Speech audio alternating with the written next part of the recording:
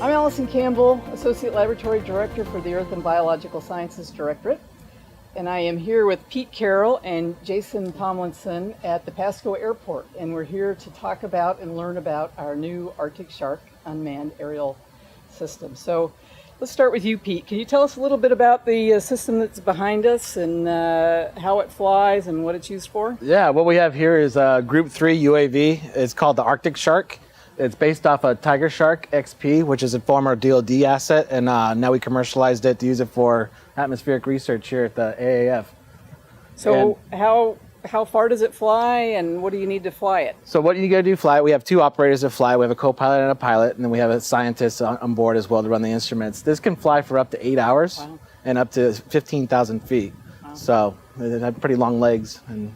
Yeah. And do you have to be a licensed pilot to fly? So the requirements with unmanned air vehicles with the FAA, it doesn't require you to be a licensed pilot, but we like to have our own licensed pilots just for the experience and the assurance of how to handle aviation. Since we want to fly in the national airspace with this platform, we want to have guys that are obviously qualified to do so and with the correct experience. So all of our pilots that fly right now have a minimum of a private pilot's license.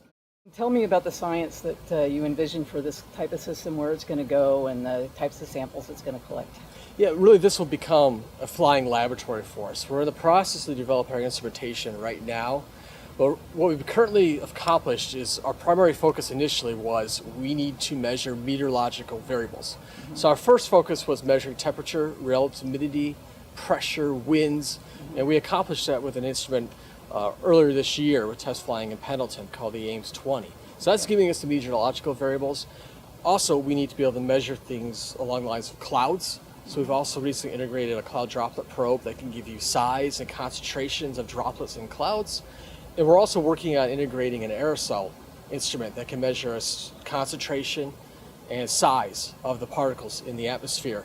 And really the vision going forward is this will be a flying laboratory. And this will be able to go anywhere in the U.S. and the world. So the name implies perhaps where you might deploy it? Yes, it does. It does. Yeah, so it's envisioned to be up in the Alaska sites and in the sort of high latitude areas. That's what's one focus of the research right now. Yeah. Obviously, with the changing climate, the Arctic is something that's changing very quickly. The Atmospheric Radiation Measurement Program has a couple sites up there on the north slope of Alaska. And one way to really help those measurements is to supplement them with aerial measurements. And an asset like this is perfect for that. So when this was purchased and envisioned for, it was hardened to work in that kind of environment to deploy in that region of the world. So maybe you could tell me both from the operational and from the science side, why unmanned aerial systems? Sure. What is that? How is that complementary to what we can already do?